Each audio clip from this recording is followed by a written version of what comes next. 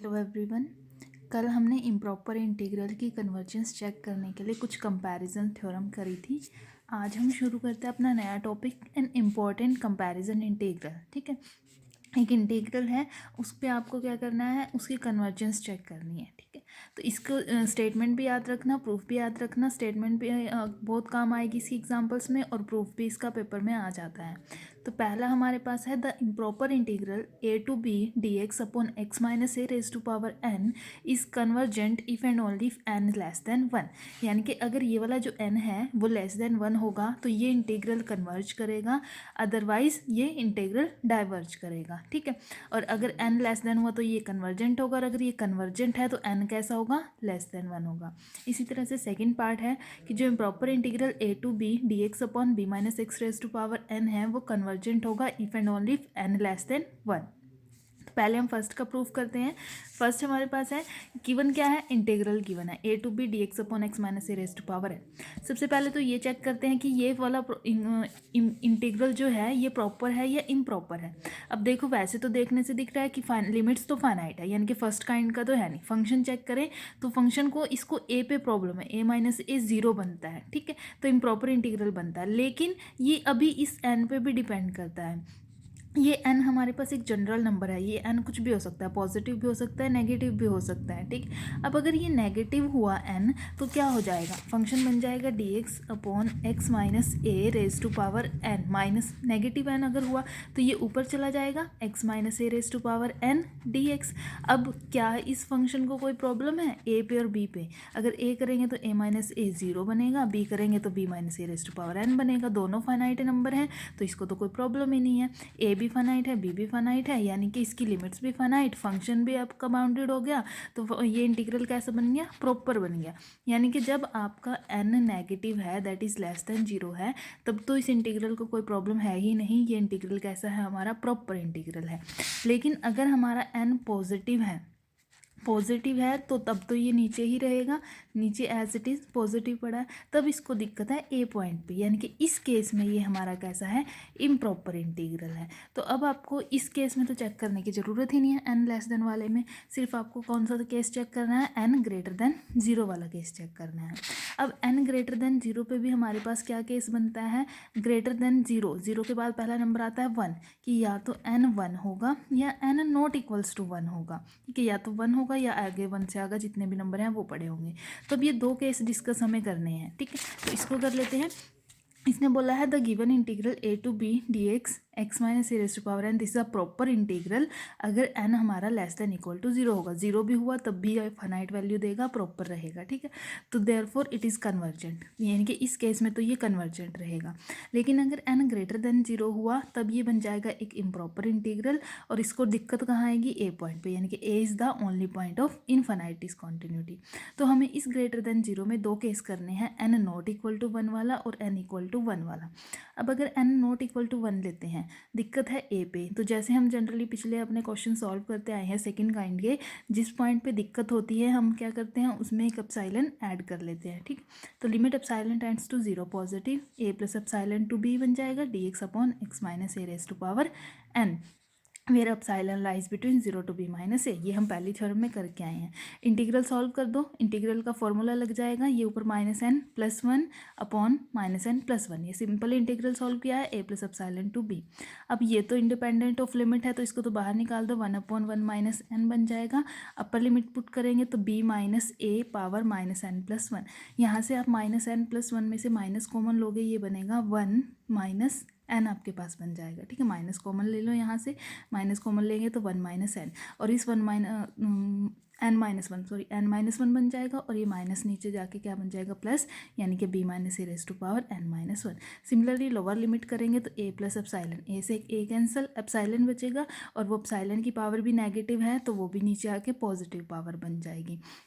अब अपसाइलन को अप्रोच कराना है 0 पे। अब देखो अपसाइलन भी हमारा n पे डिपेंड कर रहा है। अब फिर से वही केस आता है कि ये अगर n जो हमारा n-1 जो है, अगर ये n-1 ग्रेटर देन 0 हुआ यानी कि पॉजिटिव हुआ, तब तो अपसाइलन नीचे ही रहेगा। और अगर अपसाइलन नीचे रहता है और उसको 0 कराते हैं तो 1/0 इन्फिनिटी, इन्फिनिटी में कुछ भी ऐड सब्ट्रैक्ट कर लो सारा इन्फिनिटी, यानी कि जब ये केस है तो इन्फिनिटी बनता है। और ये क्या, n को इधर लेके आओ 1 को, तो ये बन गया n ग्रेटर देन 1, यानी कि जब n ग्रेटर देन 1 है तब तो ये इन्फिनिटी है। लेकिन अगर ये n-1 लेस देन 0 हो जाए यानी कि n लेस देन 1 हो जाए, तब क्या होगा, ये ऊपर चला जाएगा, नेगेटिव हो जाएगा ना, नीचे नेगेटिव है तो इसको ऊपर लेके जा सकते हैं, पॉजिटिव बन जाता है, पॉजिटिव बन जाएगा और उसको 0 अप्रोच कराएंगे तो ये सारी टर्म 0 हो जाएगी, बचेगा सिर्फ हमारे पास ये पहले वाली term, that is a finite quantity. यानी कि ये वाला जो इंटीग्रल है ये कन्वर्ज करेगा, किस केस में कन्वर्ज करेगा, जब हमारा n लेस देन 1 होगा और ग्रेटर देन 0 होगा, और डाइवर्ज करेगा अगर हमारा n ग्रेटर देन 1 होगा। तो ये तो केस था जब n नॉट इक्वल टू 1 है। अगर हमारा n इक्वल टू 1 हो जाए, जब n को इक्वल टू 1 करेंगे, यहाँ पे इक्वल टू 1 कर दिया, x माइनस ए बन गया। इसका आपके पास फिर से वही a पॉइंट पे दिक्कत है, a पॉइंट पे दिक्कत है तो इसको ऐसे लिख लिया, इंटीग्रेशन किया, कितना बन जाएगा, log x minus a mod, ठीक है, a plus epsilon to b, upper limit करी b minus a, minus lower limit करी तो log epsilon, log m minus log n, log m by n। Epsilon को 0 अप्रोच कराया तो 1/0 infinity, log infinity infinity, यानी कि जब n 1 है तो इंटीग्रल की value infinity I, that is divergent. तो दोनों केसेस को कंबाइन अगर हम करते हैं, कंबाइन करने पर कहता है कि n लेस देन 1 पे तो कन्वर्जेंट है और ग्रेटर देन 1 पे और इक्वल टू 1 पे डाइवर्जेंट है, यानी कि this is convergent for n less than 1 and divergent for n greater than equals to 1। Similarly आपके पास ये सेकंड वाला इंटीग्रल है, सेम टू सेम लाइंस में आपको ये वाला इंटीग्रल भी कैलकुलेट करना है, सिर्फ दोनों में डिफरेंस क्या है, यहाँ पे आपके पास x माइनस ए की पावर n है, यहाँ b माइनस एक्स, यानी कि यहाँ जो कांस्टेंट था उसको आगे रखा है, b माइनस एक्स की पावर n। ये भी तभी कन्वर्जेंट होगा जब n लेस देन 1 होगा। तो इस वाली स्टेटमेंट को बहुत अच्छे से याद रखना, एग्जाम्पल्स में बहुत यूज़ होने वाली है ये। तो ये जब n लेस देन 1 होगा तो convergent, greater than and equal to 1 होगा तो डाइवर्जेंट। तो इसको सेकंड पार्ट खुद से करके देख लेना, सेम लाइंस में जैसे पहला किया है वही इसी तरह से आपके पास ये सेकंड पार्ट हो जाएगा, ठीक है, कर लेंगे सॉल्व इसको। अब हम करते हैं एग्जांपल्स। पहला एग्जांपल हमारे पास है, discuss the convergence of the following integrals. पहला इंटीग्रल क्या है, dx अपॉन एक्स की पावर 1/3 1 प्लस एक्स स्क्वायर। अब इसमें फंक्शन क्या है, फंक्शन है हमारे पास f(x), 1/x की पावर 1/3 1 प्लस एक्स स्क्वायर। पहले तो चेक करते हैं कि इसका पॉइंट ऑफ डिसकॉन्टिन्यूटी कौन सा है। अगर इसमें 0 पुट करते हैं तो ये कितना बन जाएगा, 1/0, दैट इज़ इन्फिनिटी। 1 पे तो कोई दिक्कत नहीं है इसको, तो सिर्फ 0 ही ऐसा पॉइंट है जिस पे इसको दिक्कत है, यानी कि 0 is the only point of infinite discontinuity of f। अब जो हमने कंपैरिजन टेस्ट करे हैं, पीछे जितने भी कंपैरिजन टेस्ट करे हैं, f(x) बाई जी वाला किया है या f(x) less than equals to g वाला किया है, ये जितने भी कंपैरिजन टेस्ट करे हैं इनमें सब में फंक्शन हमारा क्या था, पॉजिटिव फंक्शन था, ठीक है। तो पॉजिटिव फंक्शन था तो पहले तो इस फंक्शन को ये भी चेक करना है कि क्या ये पॉजिटिव है या नहीं है।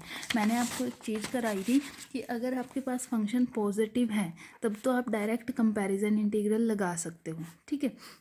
लेकिन अगर फंक्शन हमारा लेस देन 0 मतलब नेगेटिव फंक्शन हो जाता है तो हम क्या करते हैं, फंक्शन को रिप्लेस कर देते हैं माइनस ऑफ f से, क्योंकि अगर f नेगेटिव है तो माइनस ऑफ f कैसा रहेगा, पॉजिटिव हो जाएगा। तो इस माइनस f पे आप अपना कंपैरिजन इंटीग्रल लगा सकते हो। और अगर ये माइनस f कन्वर्ज करता है तो ये f भी कन्वर्ज करेगा, माइनस f डाइवर्ज करता है तो ये भी डाइवर्ज करेगा, मतलब इसकी कन्वर्जेंस और डाइवर्जेंस पे कोई फ़र्क नहीं पड़ता माइनस से मल्टीप्लाई करने पर। माइनस से हम सिर्फ इसलिए मल्टीप्लाई करते हैं ताकि हमारा फंक्शन पॉजिटिव बन जाए, क्योंकि बिना पॉजिटिव फंक्शन के हम अपने टेस्ट नहीं लगा सकते। तो सबसे पहला केस हमें यही करना होता है, हमें सबसे पहले तो फंक्शन को चेक करना होता है कि फंक्शन पॉजिटिव है या नेगेटिव है गिवन इंटरवल पे। अब यहाँ इंटरवल क्या है, 0 to 1 इंटरवल है।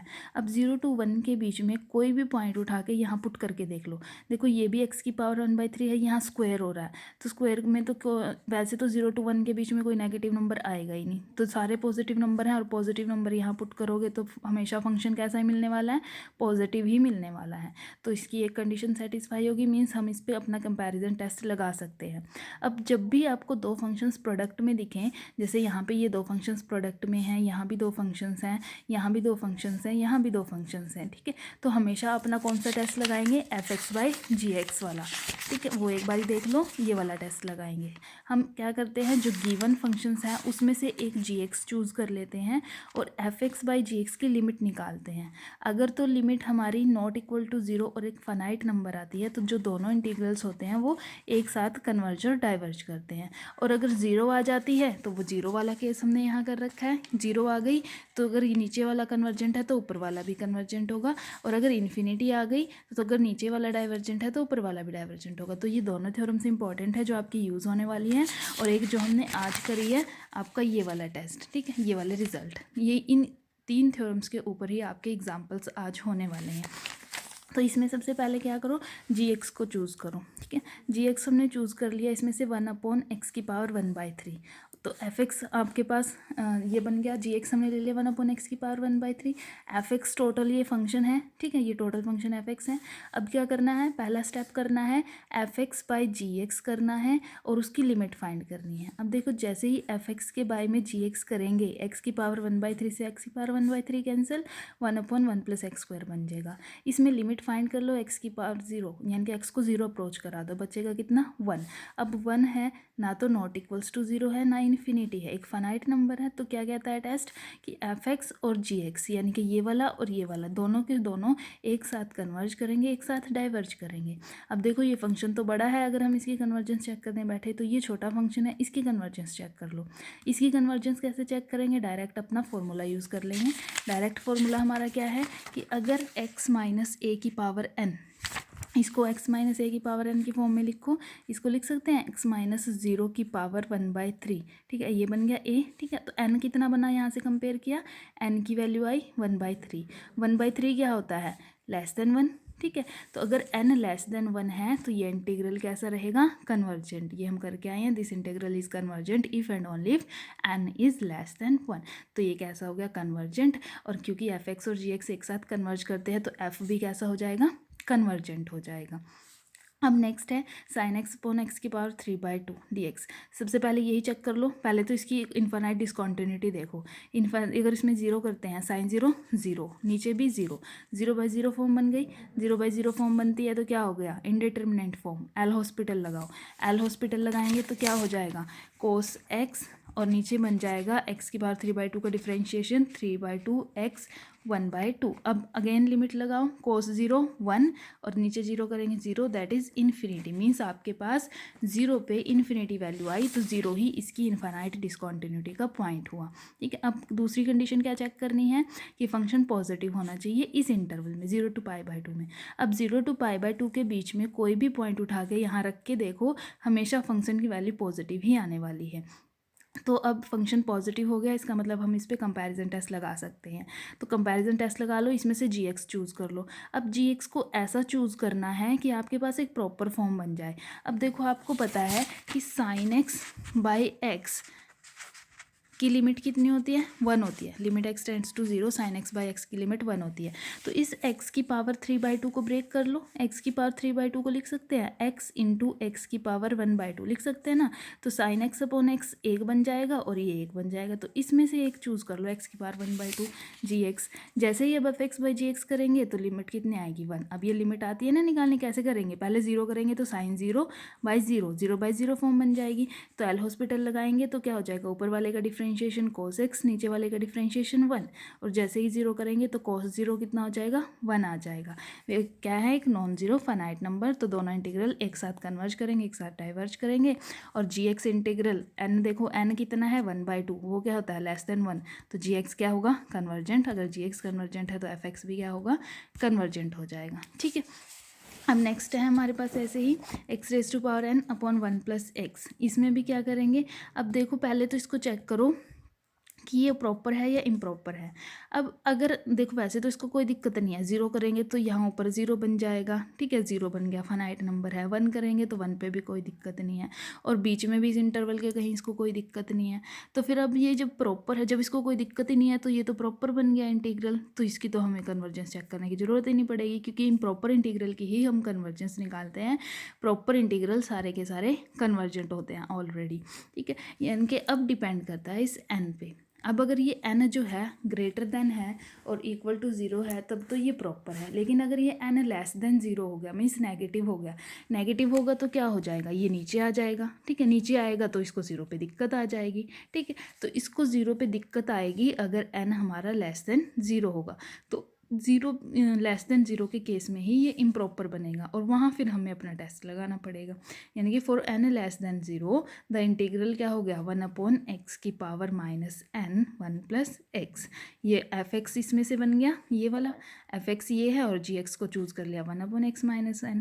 ठीक है, यहाँ से f(x)/gx निकाला, x की पावर n से ये कैंसिल, बचेगा 1/1+x। लिमिट अप्लाई करी 1, नॉन जीरो फाइनाइट नंबर, तो दोनों के दोनों एक साथ कन्वर्ज करेंगे, एक साथ डाइवर्ज करेंगे। अब gx कब कन्वर्ज करेगा, जब ये -n कैसा होगा, लेस देन 1 होगा। ठीक है, तो gx इंटीग्रल कन्वर्जेंट होगा अगर -n लेस देन 1 होगा। दोनों तरफ नेगेटिव से मल्टीप्लाई करेंगे तो इनइक्वालिटी चेंज हो जाएगी, मीन्स n ग्रेटर देन -1। तो ये वाला जो इंटीग्रल है इस कंडीशन पे कन्वर्जेंट होगा, तो f(x) भी इसी कंडीशन पे कन्वर्जेंट होगा, means this integral is also convergent at n greater than -1। Similarly आपके पास ये फोर्थ पार्ट है। ठीक है, फोर्थ पार्ट कर लेना। अब इसमें x की पावर 3 बन रहा है और n यहाँ क्या है, ग्रेटर देन 1 है, तो ये इंटीग्रल डाइवर्जेंट हो जाएगा। अब हम अपना नेक्स्ट करते हैं एग्जाम्पल नंबर 2। एग्जाम्पल नंबर 2 में हमें करना क्या है, the test the convergence of this integral log x upon √1 - x²। अब देखो इस फंक्शन को दिक्कत कहाँ आएगी, पहले तो अगर हम यहाँ से 0 पुट करते हैं, log 0 इन्फिनिटी मीन्स 0 पे इसको दिक्कत है। ठीक है, तो 0 is the only point of infinite discontinuity on this interval. दूसरा चेक करो, फंक्शन पॉजिटिव है नेगेटिव है।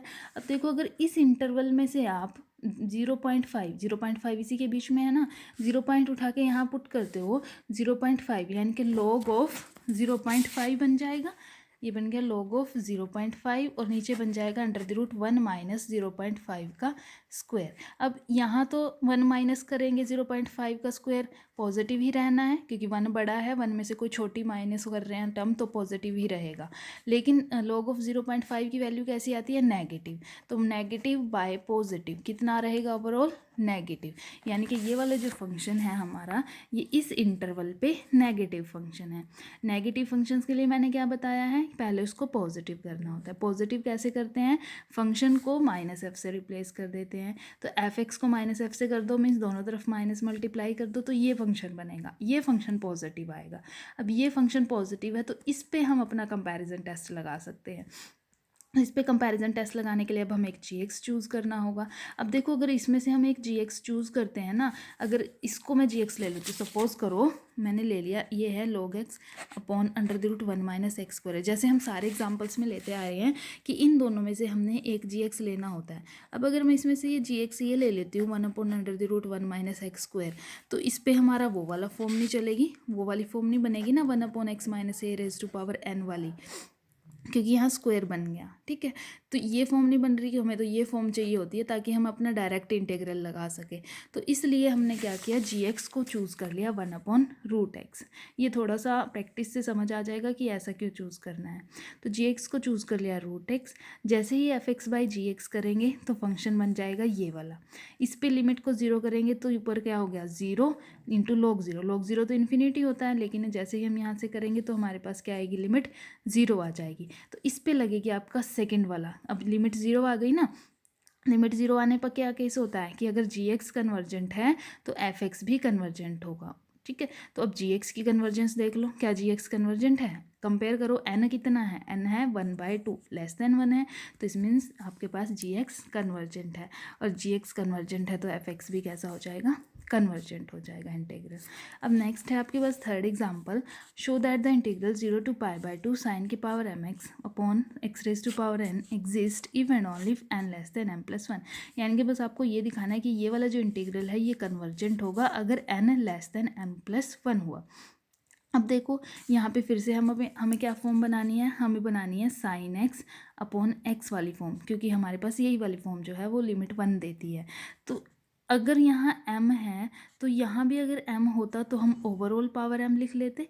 तो इसके लिए क्या करो, x की पावर m से आप इसको मल्टीप्लाई कर दो, x की पावर m से डिवाइड कर दो। x की पावर m से हमने इसको मल्टीप्लाई कर दिया, x की पावर m से हमने इसको डिवाइड कर दिया। तो इस साइन की पावर mx को, इस xm को, इसको तो एक जगह एडजस्ट कर लो, दोनों की होल पावर m हो जाएगी। ये जो x की पावर m है इसको नीचे लेके आएंगे तो ये कितना बन जाएगा, x raise to power n। देखो मैं इसको करके दिखा देती हूँ। हमारे पास क्या है, sine m x upon x की पावर एन है, इसको एक्स की पावर एन से मल्टीप्लाई कर लिया, एक्स की पावर एन से डिवाइड कर लिया। तो इसको और इसको एक साथ इकट्ठा कर दो, यानी कि sine x upon x whole power m बन जाएगा। और ये जो एक्स की पावर एन नीचे पड़ा है और ये जो ऊपर पड़ा है इसको भी नीचे ले आओ, विद माइनस साइन नीचे आ जाएगा, बेस सेम पावर ऐड करेंगे तो कितना बन जाएगा, एक्स की पावर एन माइनस एम बन जाएगा। यहाँ तक के स्टेप क्लियर हैं, ठीक है। तो यहाँ तक का हमारा ये स्टेप हो गया। अब देखो, अब इसमें भी सारा का सारा जो है इस n माइनस एम पे डिपेंड करेगा कि जो इंटीग्रल है वो हमारा प्रॉपर बनेगा इम्प्रॉपर बनेगा, क्योंकि प्रॉपर के केस में तो हमें चेक करना ही नहीं होता, हमें तो सिर्फ इम्प्रॉपर के केस में चेक करना होता है। तो पहले तो इस फंक्शन की लिमिट देख लो, limit x tends to 0 positive f(x) कितना आएगा, इस पर लिमिट लगेगी। अब इसमें लिमिट लगाने का मतलब क्या है, इस पर अलग से लिमिट, इस पर अलग से लिमिट। अब ये तो साइन एक्स बाई एक्स है, देखो लिमिट 0 जाते ही इसकी वैल्यू तो कितनी हो जाती है, 1 हो जाती है। तो इस लिमिट पे डिपेंड कर गया इंटीग्रल। अब इस लिमिट में भी क्या होगा, n माइनस एम पे डिपेंड करेगा। देखो अगर ये n माइनस एम हमारा, इसकी तो वैल्यू 1 जाएगी हर केस में, इसको तो मैं छोड़ रही हूँ, ठीक है। तो ये बनेगा x raise to power n minus m. अगर ये n माइनस एम मेरा पॉजिटिव हुआ तो क्या होगा, पॉजिटिव होगा तो नीचे एज इट इज़ पड़ा रहेगा, और जैसे ही इस पर लिमिट 0 करोगे तो क्या हो जाएगा, 1/0, दैट इज़ इन्फिनिटी। लेकिन अगर ये मेरा n minus m less than zero हुआ तो इसका मतलब क्या हो जाएगा कि ये नेगेटिव हो जाएगा, नेगेटिव को लिख सकते हैं ऐसे, और ये क्या हो जाएगा, ऊपर चला जाएगा, मीन्स x की पावर n माइनस एम। और x को जैसे ही 0 करेंगे तो आंसर कितना आएगा, 0। तीसरा केस आता है अगर मेरा n is equal to m हो जाए, जैसे ही n is equal to m होगा इन दोनों को आपस में इक्वल कर दो, यानी कि m minus m 0, anything raise to power 0 1, तो आंसर कितना आएगा, 1 आएगा। तो 3 केस आपके पास आ गए कि जब n minus m less than 0 है तो 0, n इक्वल टू एम है तो 1, यानी कि जो इंटीग्रल की लिमिट है वो इन 2 केसेस में तो फाइनाइट आ रही है। तो यहाँ तो आपको चेक करने की ज़रूरत नहीं है, तो आपको चेक करना पड़ेगा n minus m greater than 0 पे, क्योंकि यहीं पर आपका जो फंक्शन है वो इम्प्रॉपर बन रहा है, ठीक है। तो given integral is a proper integral and hence convergent for n less than equal to m, क्योंकि यहाँ पे और यहाँ पे उसको कोई दिक्कत नहीं है, ठीक है। और 0 उसकी इनफाइनाइट डिसकंटिन्यूटी का पॉइंट है इस इंटरवल में, if n greater then m, सिर्फ इस पॉइंट पे आपको उसको दिक्कत है। अब जब उसकी दिक्कत पता चल गई उसके बाद क्या देखते हैं कि पॉजिटिव है या नहीं है। इस इंटरवल में से कोई भी पॉइंट रख के उठा के देखो वो हमेशा पॉजिटिव मिलेगा। अब ध्यान रखना, जब भी आपको पॉइंट ऑफ डिसकॉन्टिन्यूटी मिल जाए, जैसे यहाँ पे 0 मिल गया, 0 इसका पॉइंट ऑफ डिसकॉन्टिन्यूटी है, तो उस पॉइंट को उसमें से निकाल देना, इंटरवल में से, क्लोज्ड इंटरवल 0 में से 0 को निकाल देंगे तो कितना होगा, 0 to π/2। और ये हर केस में करना है, जहाँ भी आपको डिसकॉन्टिन्यूटी का पॉइंट मिले वहीं से आप उसको निकाल दोगे। देखो सब में से निकाल रखा है। अब पॉजिटिव हो गया, पॉजिटिव के बाद क्या करते हैं, एक जी एक्स चूज़ करते हैं, एफ एक्स ये पड़ा है, इसमें से जी एक्स चूज़ कर लो, चूज़ कर लिया, 1/x raise to power n minus m. और अब f x by g x निकालेंगे तो ये x raise to power n minus m से x raise to power n minus m cancel, ये बचेगा। लिमिट अप्लाई करेंगे तो 1 क्या है, नॉन जीरो फाइनाइट नंबर, इसका मतलब जी एक्स और एफ एक्स दोनों एक साथ कन्वर्ज करेंगे, एक साथ डाइवर्ज करेंगे। तो जी एक्स की देखो कन्वर्जेंस, जी एक्स कब कन्वर्ज करेगा, जब ये n माइनस एम हमारा क्या रहेगा, लेस देन 1 रहेगा। जब n minus m less than 1 रहेगा तभी कन्वर्ज करेगा ना, बाय द थ्योरम कि जो भी पावर होती है वो लेस देन 1 रहनी चाहिए। तो n minus m less than 1 रहेगा तो ये कन्वर्ज करेगा, यहाँ से m को आप उधर लेके जा सकते हो जब n less than m plus 1 रहेगा। तो अगर जी एक्स इस कंडीशन पे कन्वर्ज करता है तो एफ एक्स भी इसी कंडीशन पे कन्वर्ज करेगा, that is F x is convergent if and only if n is less than m plus 1 यहाँ से मिल गया और ग्रेटर देन m हमारे पास वहाँ से मिल गया, ठीक है। तो हमारे पास क्या हो गया, और हमें पता है यहाँ से हम करके आए थे कि जो इंटीग्रल है वो n less than equal to m के लिए तो कन्वर्जेंट है ही। यानी कि अगर आप देखो तो ये उसने बोला कि n less than m plus 1 के लिए कन्वर्जेंट है, n less than equal to m के लिए कन्वर्जेंट है। तो ये दोनों कंडीशन से सेम नहीं है, ये पड़ा है m, ये पड़ा है m+1, ये कहता है कि m से छोटी, m+1 से छोटी वैल्यूज़, दैट इज़ दिस, ठीक है। और ये यहाँ कहता है कि इक्वल और उससे छोटी, एक ही बात है। तो आप ओवरऑल क्या कह सकते हो कि ये इंटीग्रल कन्वर्जेंट होगा जब n<m+1 हमारे पास होगा। अब नेक्स्ट करते हैं इसका example number 4, the find the values of m and n for which the integral 0 to 1 x⁻n e⁻−mx dx convergent. आपको इस n और m की वैल्यू फाइंड करनी है कि ये कन्वर्जेंट रहे, मीन्स वो ग्रेटर देन 0 रहेंगी, लेस देन 0 रहेंगी, कैसी रहेंगी कि ये कन्वर्जेंट हो जाए। अब यहाँ पे फंक्शन क्या है, x⁻n e⁻−mx dx। अब इस फंक्शन को देखो, पहले तो इसकी लिमिट फाइंड कर लो। जैसे इसकी लिमिट फाइंड करोगे, 0 अप्रोच कराओगे तो x 0 से कुछ भी मल्टीप्लाई करो तो हमेशा लिमिट क्या आने वाली है, 0 आने वाली है। लेकिन ये सिर्फ तब तक होगा जब तक x ऊपर पड़ा है, यानी कि जब तक n पॉजिटिव है। जैसे ही n नेगेटिव हुआ x नीचे आ जाएगा, x नीचे आएगा और तब उस पर 0 अप्लाई करोगे तो वो आपके पास इन्फिनिटी दे देगा, ठीक है। तो हमारे पास क्या हुआ कि जो इंटीग्रल है वो प्रॉपर इंटीग्रल है और कन्वर्जेंट है for n greater than equal to 1 के लिए। लेकिन जैसे ही n लेस देन 0 होता है तो 0 उसका पॉइंट ऑफ डिसकॉन्टिन्यूटी बन जाता है, ठीक है। तो पॉइंट ऑफ डिसकॉन्टिन्यूटी मिल गया। अब फंक्शन को चेक करते हैं पॉजिटिव नेगेटिव। तो ये जो फंक्शन है वो पॉजिटिव रहेगा ऑन द इंटरवल 0 to 1। अब इसमें से हमने क्या किया, फंक्शन में से इस x⁻n, क्योंकि उसको दिक्कत तो कहाँ पे है, दिक्कत उसको तभी है जब n लेस देन 0 है। n less than 0 means n negative है। तो n नेगेटिव है तो इसको क्या लिख सकते हैं, x⁻n, क्योंकि यहाँ ये पॉजिटिव है ना, इसको नीचे लेके आएंगे तो ये नेगेटिव फंक्शन के साथ ही आएगा। तो यहाँ से gx को चूज़ कर लो x⁻n।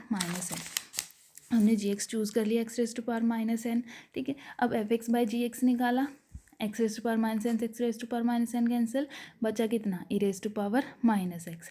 इस पे लिमिट अप्लाई करेंगे तो क्या आएगा 1, नॉन जीरो इन्फिनिटी नंबर है, यानी कि gx और fx तो है एक साथ ही कन्वर्ज करेंगे, एक साथ ही डाइवर्ज करेंगे। तो gx की कन्वर्जेंस चेक कर लो। gx इंटीग्रल क्या है, 0 to 1 gx dx, 0 to 1 gx की वैल्यू पुट कर दी 1/x⁻n dx। ये इंटीग्रल कब कन्वर्ज करेगा, जब ये -n हमारा कैसा रहेगा, लेस देन 1 रहेगा। -n लेस देन 1 का मतलब क्या है कि n ग्रेटर देन -1 रहेगा। तो अगर ये gx इस कंडीशन पे कन्वर्ज करता है तो fx भी हमारा इसी कंडीशन पे कन्वर्ज करेगा। मीन्स fx कब कन्वर्ज करेगा, जब n ग्रेटर देन -1 रहेगा। और लेस देन 0 पे तो आपके पास ये केस था ही, आप लेस देन 0 पे तो डिस्कस कर ही रहे हो, ठीक है।